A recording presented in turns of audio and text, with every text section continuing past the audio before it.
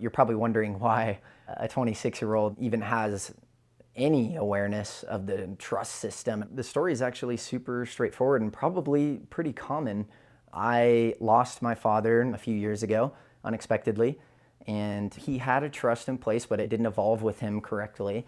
And so when he passed away unexpectedly, there was a lot of turmoil and stress that was caused by that document not being in place. We didn't have an executor, and so we were assigned a third-party fiduciary, by the courts. That turned out to be like this sort of dice roll into whether you end up with somebody that has, the moral compass to execute the trust how it's supposed to be and do it efficiently. The problem with the system right now is that the incentive is to overcomplicate and drag things out, because for these trustees, the model is make it take longer because they get paid the longer that they have it under management. Because it was a lot of our first rodeo when it came to, losing our dad, that we didn't understand a lot of those things and why it needed to take so long in certain ways. That lack of clarity for the process caused a lot of unnecessary grief and unnecessary confusion.